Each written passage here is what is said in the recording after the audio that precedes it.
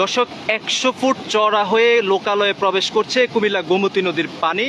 বাঁধ ভেঙে কিন্তু এই মুহূর্তে কুমিল্লার আশেপাশের যে ২ লক্ষ মানুষের এই এলাকাতে বসবাস যারা করেন, ২ লক্ষ মানুষ এইখানের স্থায়ী বাসিন্দা, তারা কিন্তু এই মুহূর্তে খুব ঝুঁকির মধ্যে রয়েছে। এবং যে ভয়ঙ্কর দৃশ্য এই মুহূর্তে দেখা যাচ্ছে, কুমিল্লা গোমতী নদীর চর ভেঙে কিন্তু এই মুহূর্তে দেখতে পাচ্ছেন এই লোকালয়ে কিন্তু প্রাণী প্রবেশ করছে, যার কারণে এখানে সাধারণ মানুষ থেকে শুরু করে অন্যান্য স্থানীয় বাসিন্দা কিংবা দূর থেকে যারা আছে এখানে আসছেন, তারাও কিন্তু খুব আতঙ্কের মধ্যে রয়েছেন এই মুহূর্তে।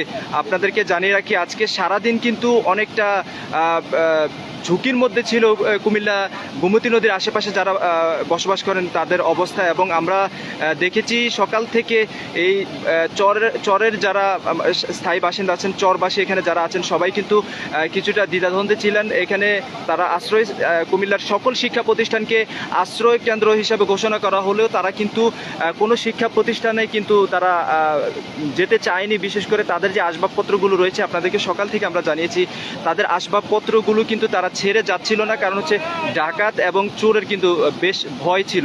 এই মুহূর্তে আপনারা যে চিত্রটি আপনারা দেখতে পাচ্ছেন, আমরা এই মুহূর্তে রয়েছি কুমিল্লা গোমতী নদীর বুরবুরি এলাকায়, চরের কাছে। এই চরটি ভেঙে কিন্তু ১০০ ফুট চওড়া হয়েছে এবং ৮০ ফুট গভীর হয়েছে এখানে।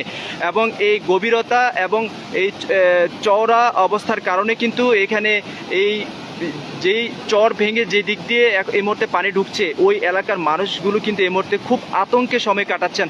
এবং আপনাদেরকে জানিয়ে রাখি, এই আজকে সারাদিন যাবৎ যেই ঝুঁকি এবং ভয় নিয়ে মানুষ দিন পার করেছে, এই দিন শেষে কিন্তু রাত 11:30টার সময় কিন্তু সেই যে ধারণা ছিল, তাদের যে ভয়ের আশঙ্কা করেছিল তারা, সেটি কিন্তু হয়েছে। এই মুহূর্তে ঘড়ির কাঁটায় 3:14 বাজে, 11:30 থেকে কিন্তু এই চরের পানি চর ভেঙে যায় এবং প্রাণী কিন্তু এভাবে কিন্তু লোকালয়ে প্রবেশ করতে থাকে, যার কারণে কিন্তু ক্রমান্বয়ে মানুষের মধ্যে একটি উত্তেজনা তৈরি হয় এবং সবার ভিতর কিন্তু একটি ভয় কাজ করতে শুরু করে। যে দৃশ্য এই মুহূর্তে দেখতে পাচ্ছি, এখানে আশেপাশে কিন্তু অনেক মানুষ দেখতে পাচ্ছেন। এখানে স্থানীয় মানুষ যারা আছেন, স্থানীয় বাসিন্দা যারা আছেন, সবাই কিন্তু এখানে এসেছেন এই গুমতির চরের অবস্থা দেখার জন্য। এবং